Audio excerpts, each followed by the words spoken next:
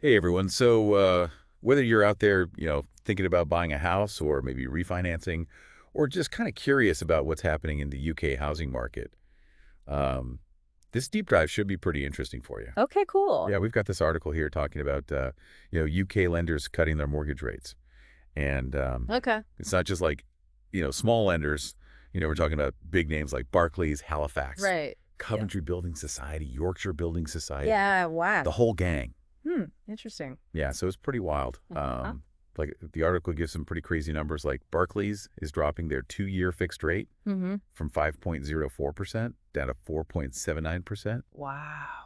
And Halifax is doing some cuts too, some of them as big as zero point 0.3 percentage points. Okay. So I'm really curious, what's driving this all of a sudden? Why are lenders cutting rates now? Well, the timing is definitely a big factor here. These cuts seem to be happening because of a big decision coming from the Bank of England. You see, their monetary policy committee, the people who actually set the interest rates, Right. they're expected to cut the base rate. Oh, yeah, the base rate. I Yeah. vaguely remember that from Yeah. Econ 101. Yeah. Can you remind me like what that is and why it matters so much? Of course.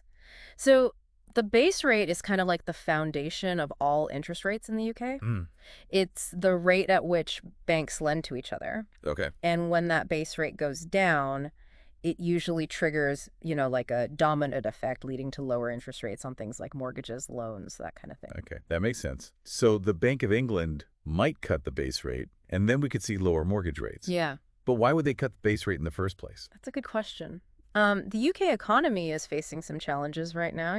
Yeah. Growth has been kind of slow, even though inflation is still around the Bank of England's target of 2%. Hmm. So they're thinking by cutting the base rate, it might give the economy a little boost. Encourage people to borrow a bit more, get things moving again. I see. So it's like this balancing act they're trying to do Yeah. between stimulating the economy Yeah, and also keeping inflation under control. exactly. But let's get to what people really want to know. Yeah. What does a base rate cut actually mean for Yeah. like me, the average person thinking about getting a mortgage? Right. Like, are my monthly payments going to magically get cheaper? Well, it's not exactly magic, Yeah. but it can definitely impact your payments. Okay. The effect really depends on what kind of mortgage you have or the one you're planning on getting. Okay. There are tracker mortgages, then there's standard variable rate mortgages, and then fixed rate mortgages, Right. each with their own little quirks. Mm-hmm. So let's start with tracker mortgages. Yeah. These are directly linked to that base rate. Hmm. So if the base rate goes down, your payments will probably go down pretty quickly. Okay, that sounds pretty straightforward. What about those standard variable rate mortgages? How do those react to a change in the base rate? Standard variable rate mortgages, or SVRs as they're called, Yeah. they tend to be a bit more unpredictable. Okay. They generally follow the base rate, Right. but not always like right away or by the same amount. Okay. It really depends on the lender themselves and, their specific policies. So a little bit more of a wait and see with those. Yeah, exactly. And then there are the fixed rate mortgages, which I know a lot of people have. Right. What happens to those if the base rate goes down? Well, if you're already locked into a fixed rate mortgage, a base rate cut won't directly affect your current monthly payments. Okay. However, Yeah. and this is where it gets interesting for like potential home buyers or people looking to refinance, So, a lower base rate could mean that new fixed rate mortgages become available at lower rates. so if I'm coming to the end of my fixed rate term, now might be a good time to start paying attention and maybe Oh. shop around. That's kind of what the article was suggesting. Yeah, and it makes sense. Okay. The article actually recommends starting to look for new deals maybe like 6 months, even before your fixed term ends. Yeah. This way, you can avoid that risk of being automatically switched to your lender's standard variable rate Oh, right. once your fixed term is over, Yeah. which, like we said, can be much higher and way less predictable. Ouch. Yeah. Nobody wants to fall into that trap. It's like playing mortgage roulette or something. Right, exactly. But the article also mentions something called swap rates. Yeah, And to be honest, that sounds a little bit like a foreign language to me. sure. Can you break down like what swap rates are and why they matter in all of this mortgage stuff? Okay. So swap rates are essentially a way for banks to manage their risk when it comes to interest rates. Okay. It's kind of like a behind-the-scenes bet on where they think interest rates are going in the future. Mm-hmm. So think of it like this. If swap rates are falling, it's like the market is saying, hey, we think interest rates are going to stay low for a while. So falling swap rates mean that lenders might feel more comfortable offering lower mortgage rates. Exactly. Okay, Because they're not as worried about interest rates suddenly jumping up. I see. So that's another reason why we're seeing so many lenders cutting rates now. Right. They're reacting to that potential base rate cut, Mm, trying to stay competitive with each other, and also responding to these like market signals from those falling swap rates. exactly. So it's not just one thing pushing rates down. It's like a perfect storm of factors. Yeah. That potential base rate cut, Right. the competitive mortgage market, and those mysterious falling swap rates, it all starting to make sense now. It all ties together. Okay, great. So we're Yeah. getting a good grasp of this, but Yeah. let's bring it back to our listener for a second. Okay. What does all of this actually mean for them? Like, what should they be doing? Well, if you're thinking about buying a home or refinancing, Yep. now could be a good time to do your research and just see what's out there. Right. Of course, interest rates are just one piece of the puzzle Right. when it comes to such a big financial decision. Yeah, for sure. Yeah, it's like trying to time the stock market, but with a place to live. Right. You mentioned earlier that the article has some advice for people who are, getting close to the end of their fixed rate mortgage terms. Uh-huh. What's the main takeaway there? Well, they really stress the importance of being proactive. Okay. Don't just let your fixed term end Right. and automatically get switched to your lender's standard variable rate. Oh, That's what they call the SVR trap. SVR trap. I like that. Yeah. That's catchy. Yeah. But seriously, that sounds kind of scary. It can be. Can you paint a picture for me of what falling into that trap would actually look like? Sure. So imagine you've been, paying your mortgage at a nice, stable, fixed rate for the past few years. Mm-hmm. Life is good. Yeah. And then suddenly your fixed term ends. And boom, without realizing it, you're switched over to your lender's standard variable rate. Okay. And those rates, as we talked about, tend to be a lot higher than fixed rates. Yeah. And they can change, so your monthly payments could jump up out of nowhere. That's rough. It's like getting hit with a surprise bill every month. Yeah, pretty much. So how can people avoid this SVR trap? Well, the key is to be prepared. Yeah. Start shopping around for new mortgage deals, maybe even 6 months before your fixed term ends. Okay. That gives you enough time to compare, look at different offers, understand your options, and Yeah. hopefully lock in a new rate that works for you. So it's all about being proactive, not waiting till the last minute. Exactly. But for someone who's never actually shopped for a mortgage before, Right.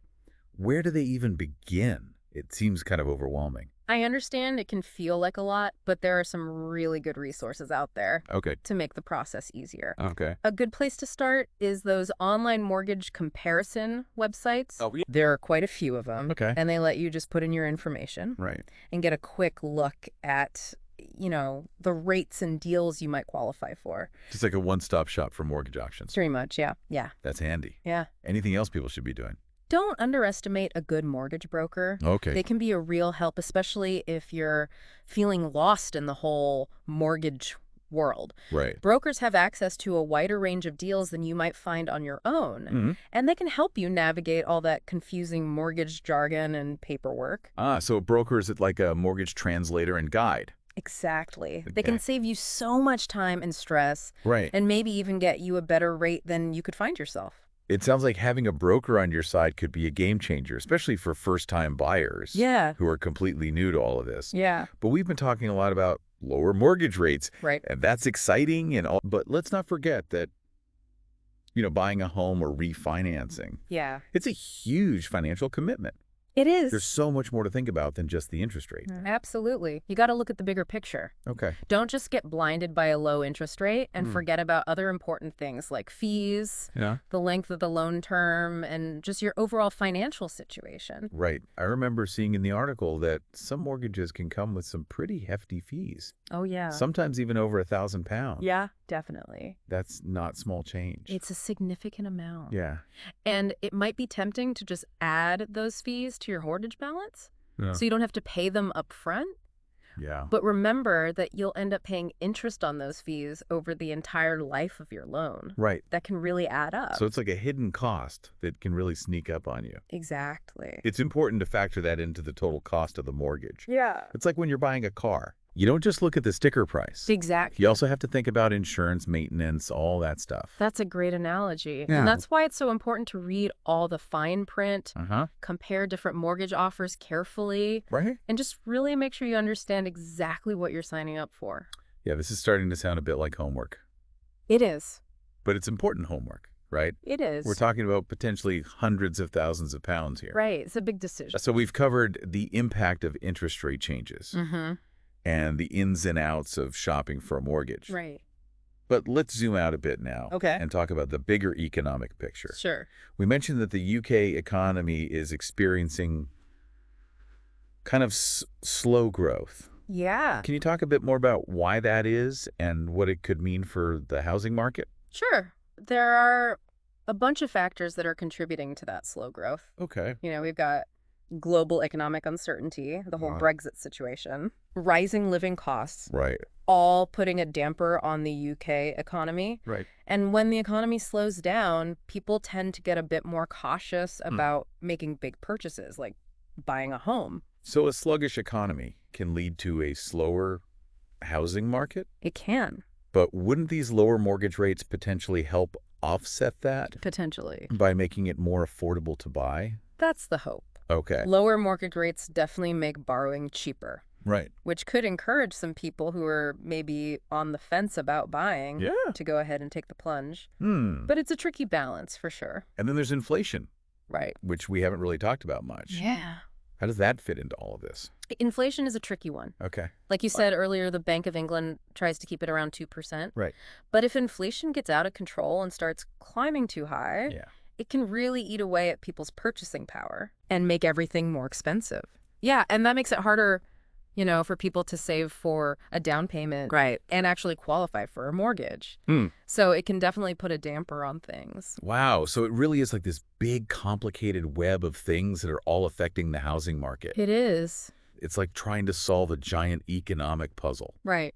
But for our listeners who are, trying to make sense of all this Yeah. and figure out what it means for them, Right. what's the bottom line? What should they be doing? Well, the UK housing market is definitely in a state of change. That's for sure. Okay. There are all these different things pushing it in different directions. Right. Some good, some not so good. Yeah.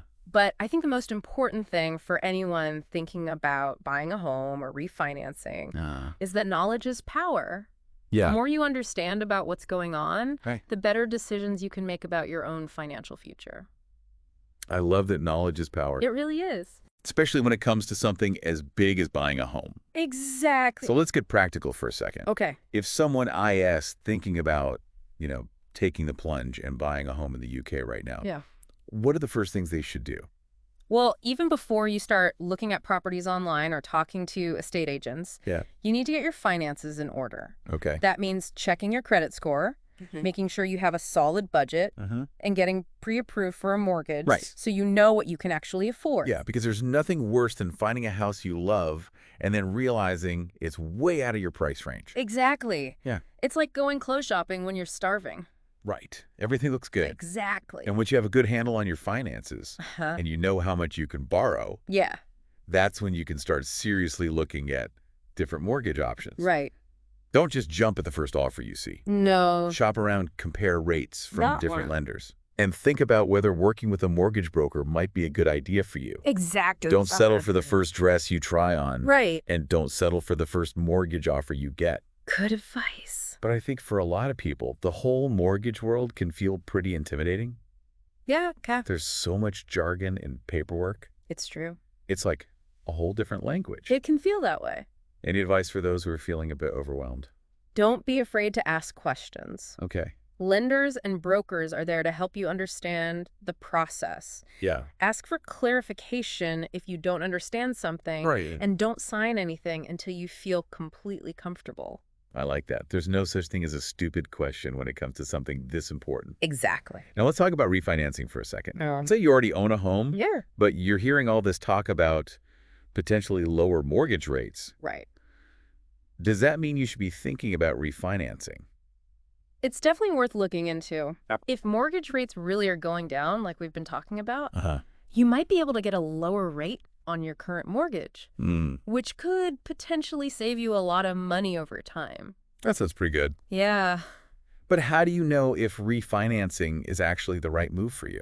You got to crunch the numbers. Okay. You need to compare your current mortgage rate to the rates that are out there right now. Right. And don't forget about any closing costs that come with refinancing, Oh, right. because those can eat into your potential savings. Yeah. So if after doing all the math, Uh-huh. you find that the potential savings are more than the costs, Right. then refinancing could be a smart move. So it's not a guaranteed Yeah. yes. No. It really depends on your own situation Right. and the numbers involved. Exactly. Just like buying a home, there's no one-size-fits-all answer when it comes to mortgages and refinancing. It's Yeah. all about understanding your own financial goals Right. and finding what works best for you. That's great advice. Yeah. So as we wrap up this deep dive into the UK housing market, Yeah. what are the key takeaways you want to leave our listeners with? I think the main takeaway is that the UK housing market is always changing. Yeah. It's affected by a lot of different things, Right. from global economic trends to local market conditions. Mm. So whether you're a first-time buyer, a homeowner, or just starting to think about your housing options, Mhm. staying informed and doing your research is super important. Okay. And don't be afraid to get professional advice if you need it. Couldn't have said it better myself. Knowledge really is power. Yeah. And when it comes to mortgages, it can help you make smart decisions Uh-huh. and reach your homeownership goals. Exactly. Thanks for joining us for this deep dive into the UK housing market. It was my pleasure. We'll be back next time with another interesting topic to explore.